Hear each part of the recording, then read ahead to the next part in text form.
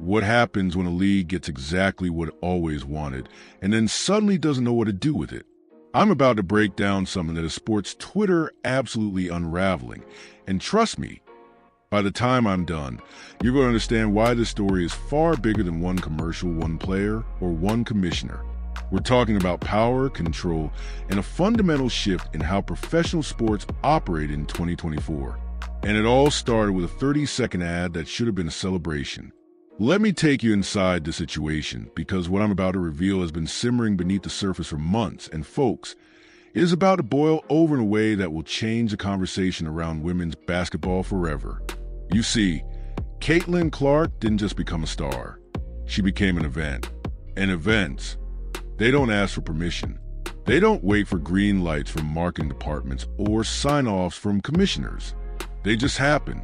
And when they happen fast, loud, and completely outside of whatever script the institution had written, that's when things get uncomfortable. That's when the smiles start to fade behind closed doors. Now, let me be clear about something. I'm not here to tell you that the WNBA hates Caitlin Clark. That's not the story. The story is much more complicated, much more fascinating, and honestly, much more concerning than simple dislike. What we're witnessing is something that no sports league ever wants to admit publicly. The terrifying realization that the institution no longer controls its most valuable asset. Think about that for a second. For decades, the relationship between leagues and their stars has been defined by one simple truth. The league provides a platform. The players perform on it. The league controls a narrative. The players operate within it. It's a power structure that's been in place since the dawn of professional sports. The team, the league, the commissioner, they sit at the top of the pyramid. The players, no matter how talented, are pieces on a chessboard they didn't design. But what happens when a player arrives with her own platform already built? When she walks into a room with 50 million followers, with brands already clamoring for her attention, with cultural relevance that existed before she ever put on a professional jersey? What happens when a player doesn't need the league nearly as much as the league needs her? I'll tell you what happens. Silence, hesitation, that uncomfortable pause you feel when you're not sure whether to celebrate or retreat. And that silence, that is the sound of an institution trying to figure out how to handle a situation its rule book never anticipated. The commercial we're talking about didn't do anything wrong. It was polished. It was professional. It was exactly what you'd expect from a player at the center of the sports universe right now. It featured Caitlin Clark being Caitlin Clark. Confident, electric, unavoidable. The kind of advertisement that makes casual fans stop scrolling and say, "Wait, who is that? I need to see more." That's the good stuff. That's what every league dreams about. A player so magnetic that she turns viewers into fans, fans into believers, and believers into customers. But here's where the story takes a turn that has everyone in the sports media world talking. Instead of celebration, there was nothing. Instead of amplification, there was silence. Instead of the WNBA wrapping its arms around this moment and saying, "This is ours, we built this, look at what our league can produce," what we got was something else entirely. A void, an absence. And in modern sports, absence speaks louder than any press release ever could. And that silence has created a ripple effect that's now reached the commissioner's office, the boardrooms of ownership, and the living rooms of fans who are starting to ask questions nobody wants to answer. Let me take you back to the moment everything changed. Not the commercial itself, but what happened after. When that ad dropped, the WNBA had a choice. A simple, straightforward choice that any competent organization would make in its sleep. They could have celebrated it, shared it, wrapped their entire brand around it, and treated Caitlin Clark as a crown jewel of everything they've been building toward for nearly 3 decades. That's what the NBA does. That's what the NFL does. When a star in their league lands a moment, they pounce on it like it's oxygen. But that's not what happened here. Instead, what unfolded was a masterclass in how not to handle generational talent. And I'm not being dramatic. Folks, I'm being honest. Because what the league did in the days and weeks following that commercial spoke volumes about where their headspace really is, and it wasn't a good place. You want to know what really destroyed my skin?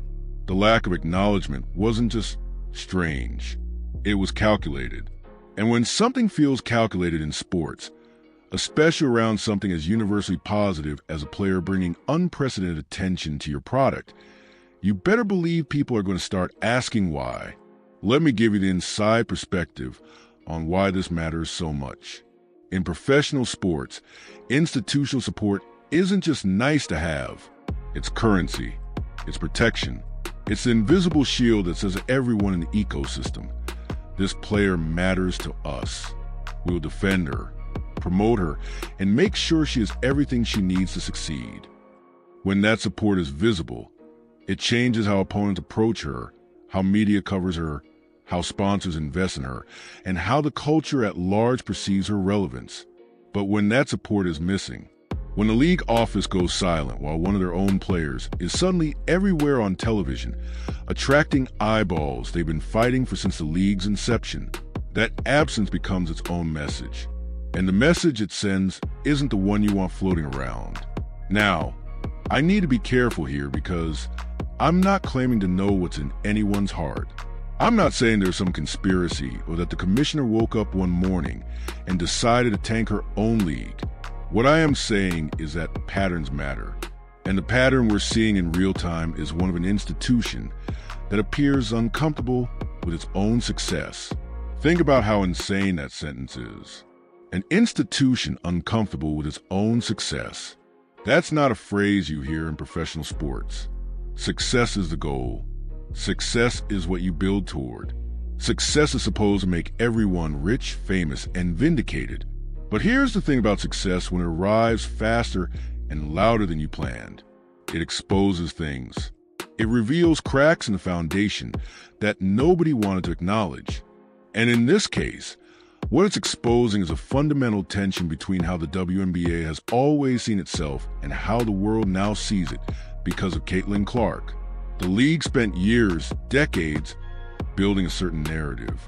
A narrative of unity, of sisterhood, of the collective rising together, with no single player towering above the rest. That philosophy made sense when you were fighting for scraps of attention, when nobody knew your name, and you were trying to convince the world that women's basketball deserved a seat at the table. But that philosophy was never designed for this. It was never built to handle a moment when one player becomes so big that she accidentally makes the entire table about herself. That's not her fault. That's not a character flaw. That's just what happens when talent meets timing meets cultural hunger meets about 15 million people who suddenly realize they've been missing out on something special. The problem is that the league's entire identity was built around avoiding that exact scenario. And now here it is, happening anyway, and nobody in charge seems to know what to do with it. Fighting for scraps of attention. When nobody knew your name, and you were trying to convince the world that women's basketball deserved a seat at the table. But that philosophy was never designed for this. It was never built to handle a moment when one player becomes so big that she accidentally makes the entire table about herself. That's not her fault. That's not a character flaw. That's just what happens when talent meets timing meets cultural hunger meets about 15 million people who suddenly realize they've been missing out on something special. The problem is that the league's entire identity was built around avoiding that exact scenario. And now here it is, happening anyway, and nobody in charge seems to know what to do with it. Now, let's talk about the elephant in the room. And no, I'm not talking about the sponsors or the brands or the endless stream of commercials. I'm talking about the money. Because somewhere beneath all the talk about culture and sisterhood and collective success, there's a conversation nobody in the WNBA wants to have out loud. And it has everything to do with the uncomfortable reality of economics. You see, Caitlin Clark is out here landing commercial deals that probably exceed the total value of what most WNBA franchises are worth. She's signing contracts that make her league salary look like a rounding error. And every single time that happens, every time she fronts another national campaign or appears in another high-production advertisement, It shines a spotlight on something the league has been hoping to avoid discussing: the massive gap between what these players generate and what they receive. Let me break this down in terms that even the folks in the back can understand. When a player can independently generate more revenue through endorsements than her entire league salary cap, something is seriously out of whack. And I don't say that to criticize the players. I say that to highlight a structural problem that's been festering for years, waiting for someone talented enough and popular enough to expose it. Caitlin Clark didn't ask for this role. She didn't set out to become the face of systemic economic imbalance in professional women's sports. She just showed up and started playing basketball the way she's always played it, brilliantly, unapologetically, with a flair that makes people who have never watched a basketball game in their lives suddenly become experts on her every move. But here's what that success does. It forces questions that the league hasn't ready to answer. Questions like, if this one player can drive sold-out arenas, record-breaking ratings, and cultural relevance that transcend sport entirely, why are the economic structures around her still operating in survival mode? Why does a league that claims to be growing and thriving still depend so heavily on external support to stay financially viable? I want you to understand something. These aren't attack questions. These are legitimate business questions that any serious analyst would ask in this situation. When your most visible asset is generating value that dwarfs your institutional capacity, that should be a moment of celebration and strategic recalibration. It should be a time when leadership says, okay, we need to restructure, we need to reinvest, we need to make sure this ecosystem can sustain and reward the talent that's making all of this possible. But that's not what we're seeing. Instead, what we're seeing is something that looks a lot like defensiveness, hesitation, and institutional reluctance to fully embrace the very success that should be making everyone's lives easier. And I have to ask, why? Why would a league push back against the one thing that could solve most of its problems? Why would leadership appear frustrated by momentum they've been chasing for 30 years? The answer, I believe, lies in something deeper than money. It lies in control. Because here's what the economic reality of Caitlin Clark's situation reveals. The league is no longer the center of the universe. The brands, the sponsors, the media outlets, they're coming directly to her. They're not waiting for the league's permission or blessing. They're skipping the middleman entirely and cutting deals that make the WNBA's role in all this look almost optional. That's a terrifying position for any institution to find itself in, because when you control the distribution of attention, you control the power. When the distribution happens without you, the power slips away. And institutions don't give up power willingly, even when giving it up would make everyone more successful in the long run. Let me take this conversation somewhere that might make some people uncomfortable, but this is what we do here. We don't shy away from the hard stuff. We go there, because the truth is rarely comfortable, and the truth about what's happening in the WNBA right now is about as uncomfortable as it gets. What I'm about to say is not an accusation. It's an observation based on patterns that anyone with eyes can see and anyone with a brain should be thinking about. Here it is. When a league's most valuable asset doesn't feel protected from the top, that lack of protection has a way of trickling down through the entire ecosystem. Now, I'm not saying anyone told anyone to do anything. I'm not suggesting some kind of coordinated effort to take Caitlin Clark down a peg or two. That's not what this is about. What I'm talking about is something more subtle, more insidious, and frankly, more human. I'm talking about signals. In elite professional sports, signals matter. They matter a lot. Who gets defended when things get messy? Who gets praised publicly and enthusiastically? Who gets the benefit of the doubt in gray area situations? These aren't random decisions.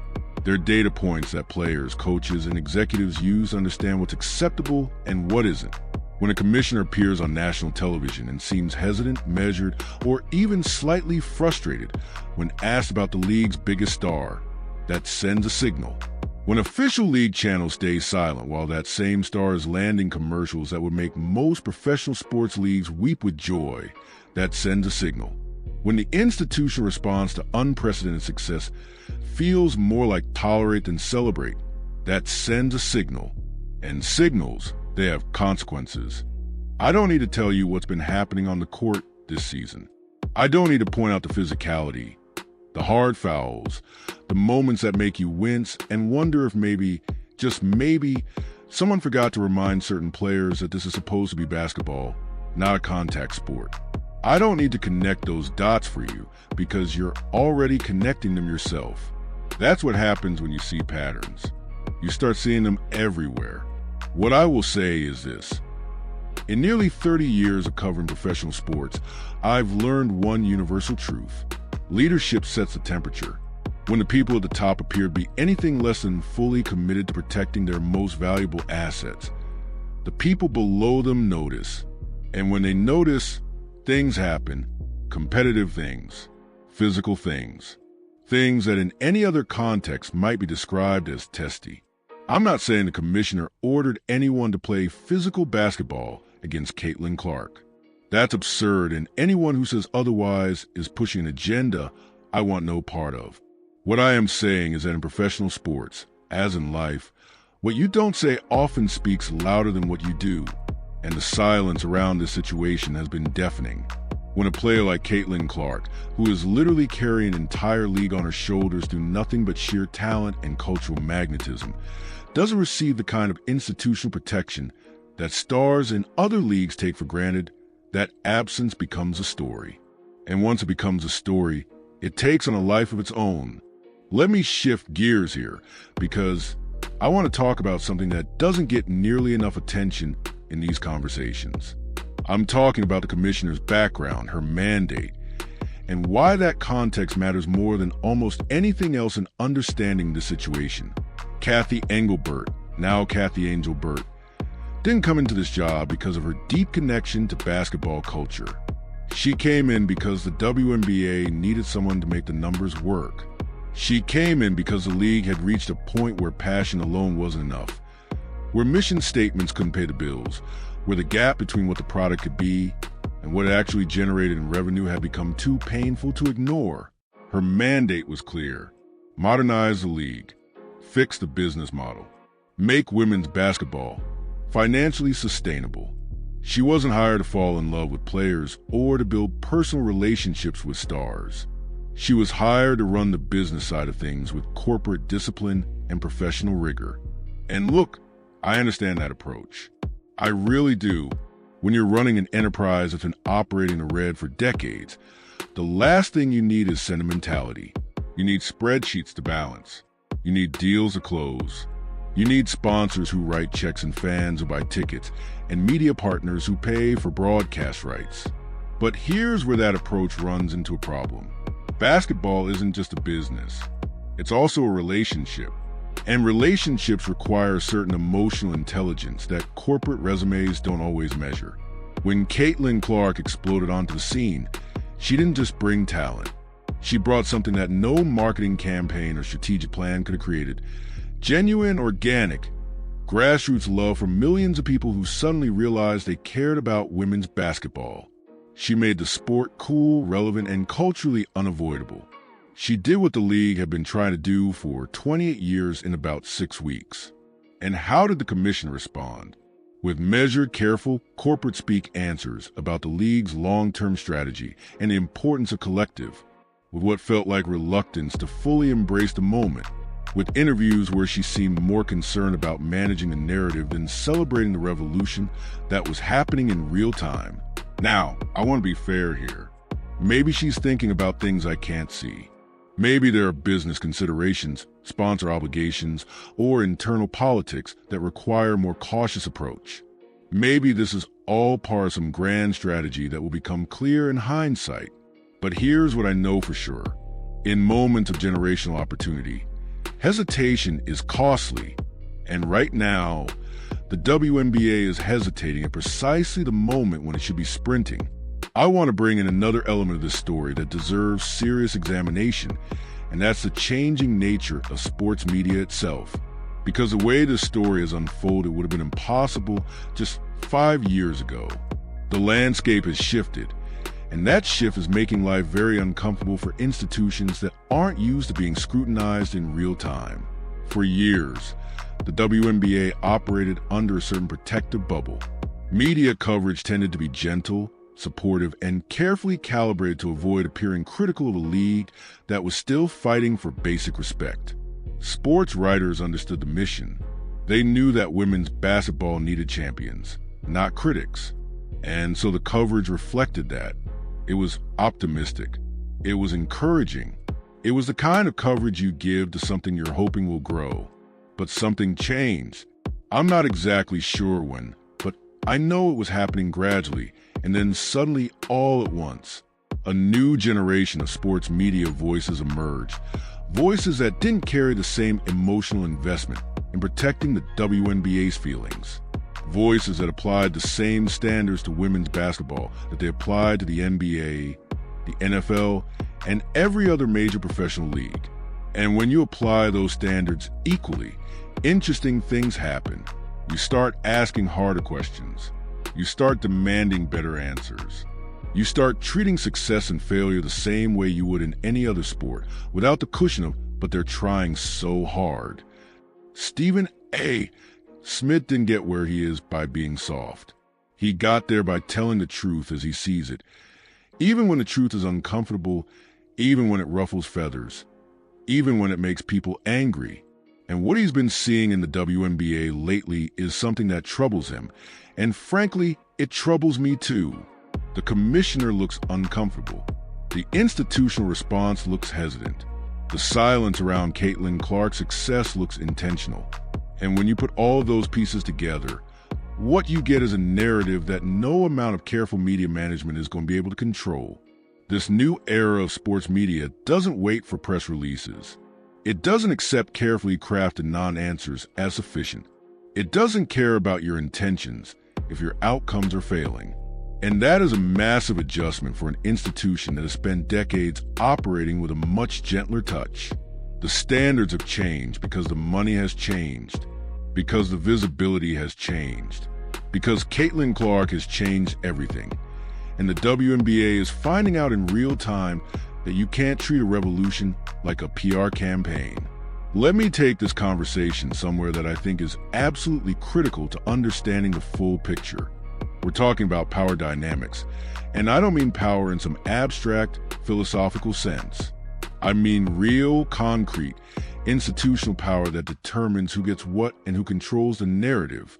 For the entire history of professional sports, the basic equation has been simple. The league provides a platform. The players perform on that platform. The league controls access, distribution, and narrative. Players, no matter how talented, operate within those parameters because they have to. Without the league, they're just talented people playing pickup games in a park somewhere. That's the power structure. It's why commissioners exist. It's why collective bargaining agreements matter. It's why leagues can fine players, suspend them, and control their public messaging in ways that would be illegal in most other industries. The institution holds a power because it provides a stage. But Caitlin Clark represents something that challenges that entire model.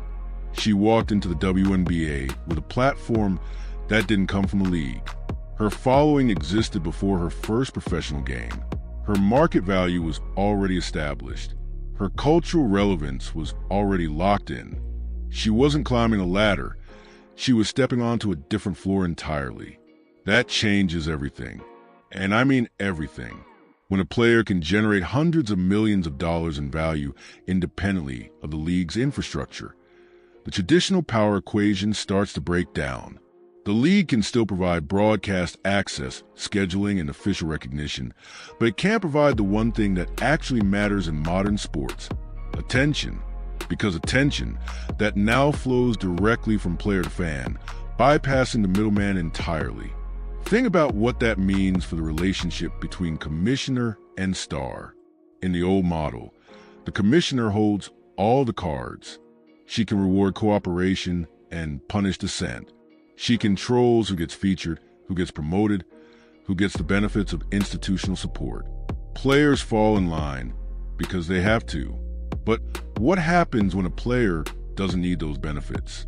What happens when her value is so large and so independent that the league's traditional levers of control simply don't apply? What happens when a player can walk away, not in a dramatic protest, but in a quiet business decision that makes perfect economic sense? I'll tell you what happens. The power dynamic shifts, and shift it has. Caitlin Clark doesn't need the WNBA's permission to be successful. She doesn't need the commissioner's blessing to land commercial deals. She doesn't need institutional support to maintain her cultural relevance. All of that exists outside the league's control, and that reality is staring everyone in the face every single day.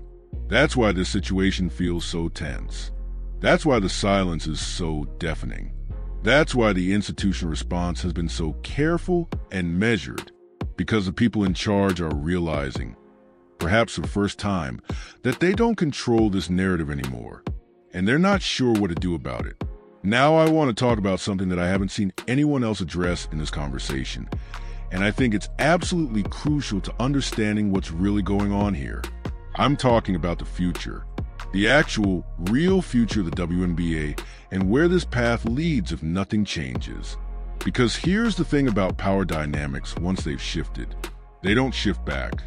Once a player demonstrates that she can thrive independently of institutional support, that knowledge exists forever.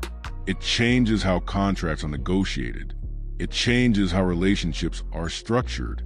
It changes what players expect and what leagues can deliver. The WNBA is standing at a crossroads right now, and the path it chooses will determine whether it becomes a major league it's always wanted to be, or whether it watches its moment slip away in a slow, tragic erosion of potential. Path number one is simple but difficult. It requires the league, from the commissioner on down, to fully embrace Caitlin Clark not as a problem to be managed, but as the gift she actually is. It requires celebrating her success loudly and unapologetically. It requires restructuring economic incentives so that players who generate value are rewarded proportionally. It requires letting go of the old collective narrative and accepting that stars lift everyone, not just themselves. That's the growth path. That's the path that leads to sustainability, relevance, and long-term success. It's also the path that requires the most vulnerability because it means admitting that the old way of doing things no longer works. Path number two is easier in the short term, but catastrophic in the long term. It's the path of control, of quiet resistance, of minimizing what can't be managed in the hope that things will settle down eventually. It's hoping that Caitlin Clark's moment will fade or normalize or fit neatly into the existing framework if they just wait long enough. That path doesn't work. It never has.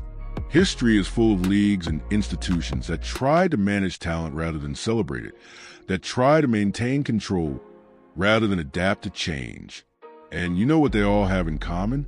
They're cautionary stories now. The uncomfortable truth is that moments like this don't wait for institutions to catch up. Momentum doesn't pause for internal debates or strategic planning sessions. Either you ride the wave or you get crushed by it. And right now, the WNBA is standing on the shore, debating whether to get in, while the wave keeps growing bigger and bigger. Let me bring this home with something that's been weighing on my mind throughout this entire conversation. I'm talking about legacy. Not Caitlin Clark's legacy, although that's certainly worth discussing. I'm talking about the legacy of everyone involved in this situation, from the commissioner to the owners to the league office to the players who've spent decades trying to build something meaningful. Here's what I believe. In 20 years, we're going to look back on this moment and understand it very differently than we do now.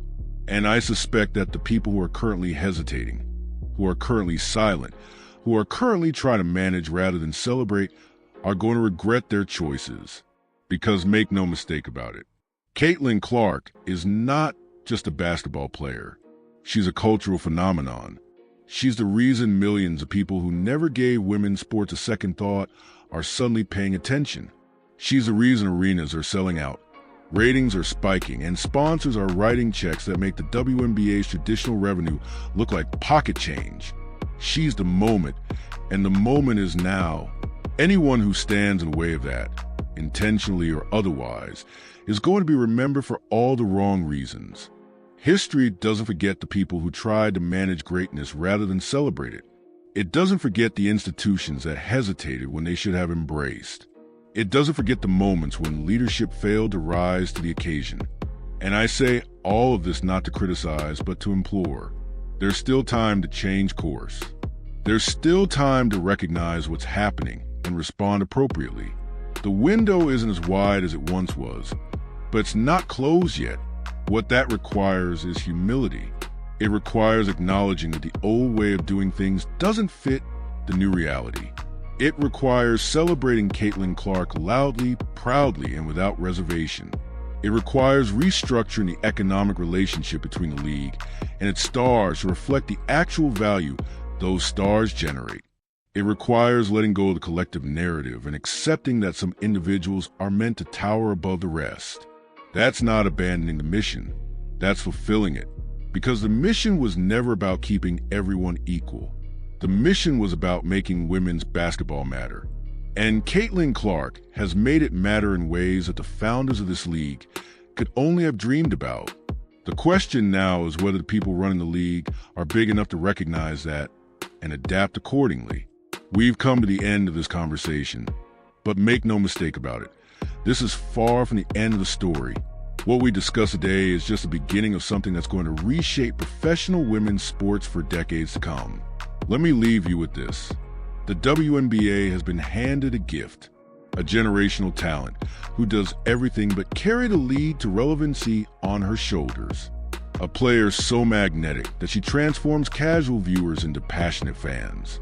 A cultural phenomenon that transcends sports and reaches into the mainstream in ways that women's basketball has never experienced before.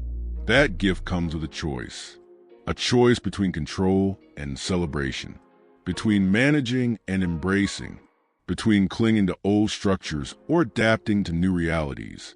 The silence we've witnessed, the hesitation we've observed, the institutional discomfort we've analyzed, all of it points to a league that's struggling with that choice, and struggling publicly, which makes it even more difficult.